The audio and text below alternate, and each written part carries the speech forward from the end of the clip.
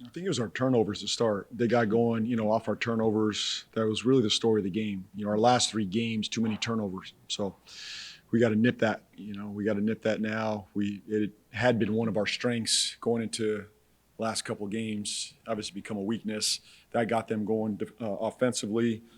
And obviously Kawhi makes it tough on all of us. But we could have been much better defensively, and then a lot of it had to do with our turnovers. Yeah.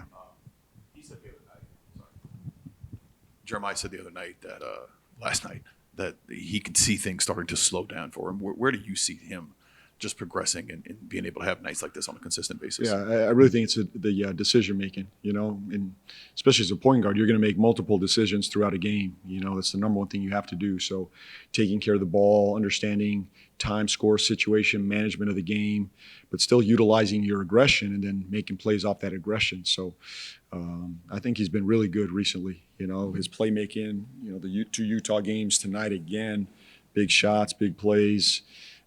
So love to see his growth. He's headed in the right direction. DQ, I think 19 for him tonight. What did you kind of see from him? Yeah, I thought he battled tonight. The biggest thing I saw tonight was he competed. That was the number one thing. I thought he competed tonight, played with a force, an edge about him.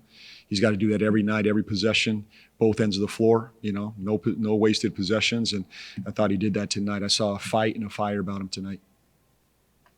With Derek, it seems like he is showing a lot with his footwork and moves in the post. What has contributed to those growth areas?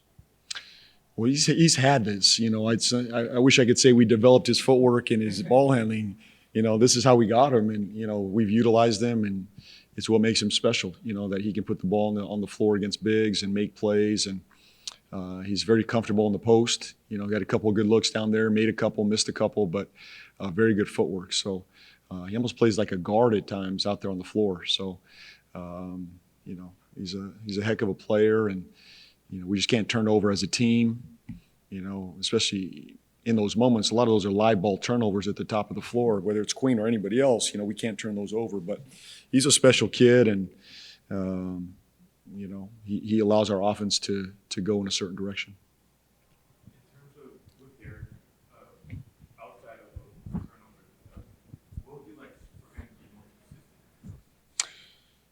Well, I think the biggest jump for someone, like Queen and other young bigs is on the defensive end.